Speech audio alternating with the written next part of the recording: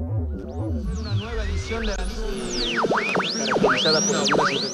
Vamos a escuchar aquí en Radio Insurgente la voz de los sin voz, la voz del Ejército Zapatista de Liberación Nacional, que transmite desde las montañas del sureste mexicano este cuento del viejo Antonio que se llama La historia de las palabras, que salió allá por diciembre de 1994, cuando las tropas del gobierno perseguían con helicópteros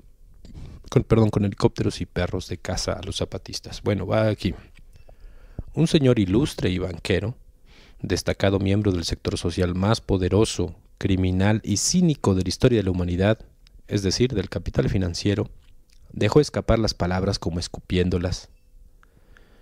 El problema de la economía mexicana se llama subcomandante Marcos. La sentencia de muerte está dictada. Los dineros empiezan a buscar el precio de la bala que elimine ese problema. A la misma hora en que el señor banquero pronuncia el dictamen, Antonio Hijo tirita bajo la lluvia y el frío en las montañas del sureste mexicano. Tiembla Antonio Hijo, pero no de miedo. Tiembla porque no hay fuego esa noche para espantar el frío, para tapar el agua, para alumbrar la noche.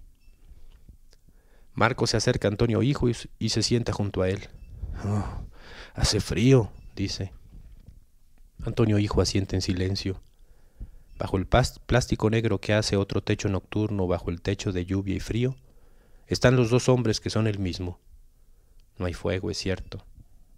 Pero ya está el viejo Antonio acercándose con otro calor en las manos, la palabra. El viejo Antonio pone la palabra en el suelo, en medio de los tres, y empieza a hablar. Empieza a dar calor y consuelo con palabras que abrazan como amigas, como compañeras. La tibieza llega al pecho y a los ojos. Antonio Hijo y Marcos dormitan bajo la noche y el frío del diciembre chiapaneco. El viejo Antonio habla para guiar y velar su sueño. Lleva su voz de la mano a Antonio Hijo y a Marcos a un tiempo anterior. Vuela la historia para atrás, hasta llegar 10 años antes de este frío, esta noche y este dormitar. Regresa al tiempo hasta llegar a la historia de las palabras. Los agarró la noche platicando. Mi enfocador no tiene pilas, dice, desesperanzado Antonio Hijo. Yo lo olvidé en la mochila, dice Marcos mirando el reloj. El viejo Antonio sale y regresa con hojas de guatapil. Sin decir una palabra empieza a construir una champita. Antonio Hijo y Marcos ayudan. Con bejuco y palos con punta en horqueta, toma forma poco a poco un cobertizo. Después a buscar leña. Tiene rato que la lluvia y la noche se hermanan. De entre las manos expertas del viejo Antonio surge al fin una llamita que se convierte en hoguera. Marcos y Antonio Hijo se acomodan como pueden, recostados junto a la hoguera. En cuclillas, el viejo Antonio habla y arrulla la noche y el sueño con esta historia, con esta herencia. La lengua verdadera se nació junto con los dioses primeros, los que nacieron el mundo. De la primera palabra, del fuego primero, otras palabras verdaderas se fueron formando y de ellas se fueron desgranando, como el maíz en las manos del campesino, otras palabras. 3 fueron las palabras primeras. 3000 veces 13 nacieron otras 3, y de ellas otras, y así se llenó el mundo de palabras. Una gran piedra fue caminada por todos los pasos de los dioses primeros, los que nacieron el mundo. Con tanta caminadera encima, la piedra bien lisita que se quedó, como un espejo. Contra ese espejo aventaron los dioses primeros las primeras 3 palabras. El espejo no regresaba las mismas palabras que recibía, sino que devolvía otras 3 veces 3 palabras diferentes. Un rato pasaron así los dioses, aventando las palabras al espejo para que salieran más, hasta que se aburrieron. Entonces tuvieron un gran pensamiento en su cabeza, y se dieron en su caminadera sobre otra gran piedra, y otro gran espejo se pulieron, y lo pusieron frente al primer espejo.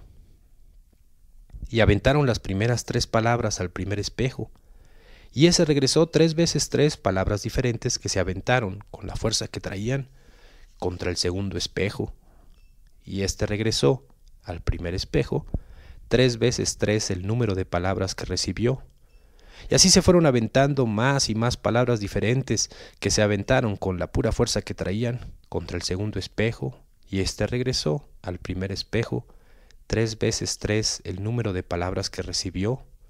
Y así se fueron aventando más y más palabras diferentes los 2 espejos. Así nació la lengua verdadera. De los espejos nació. Las 3 primeras de todas las palabras y de todas las lenguas son democracia, libertad, justicia. Justicia no es dar castigo, es reponerle a cada cual lo que merece, y cada cual merece lo que el espejo le devuelve, él mismo. El que dio muerte, miseria, explotación, altivez, soberbia, tiene como merecimiento un buen tanto de pena y tristeza para su caminar. El que dio trabajo, vida, lucha, el que fue hermano, tiene como merecimiento una lucecita que le alumbre siempre el rostro, el pecho y el andar. Libertad no es que cada uno haga lo que quiere, es poder escoger cualquier camino que te guste para encontrar el espejo, para caminar la palabra verdadera.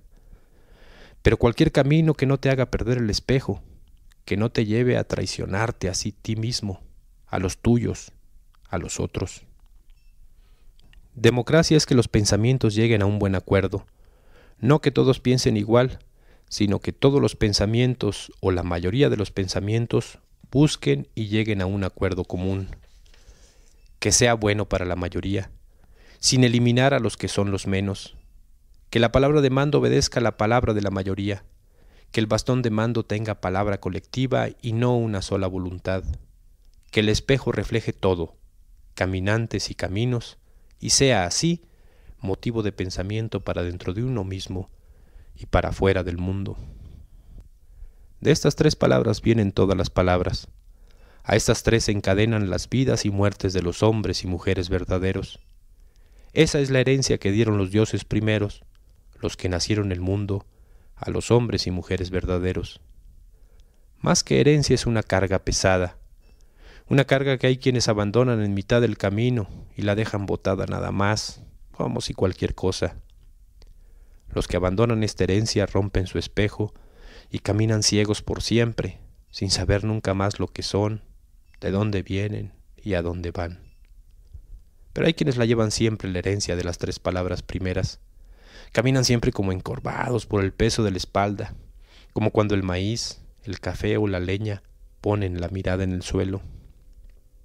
Pequeños siempre por tanta carga, viendo siempre para abajo por tanto peso, los hombres y mujeres verdaderos son grandes y miran para arriba.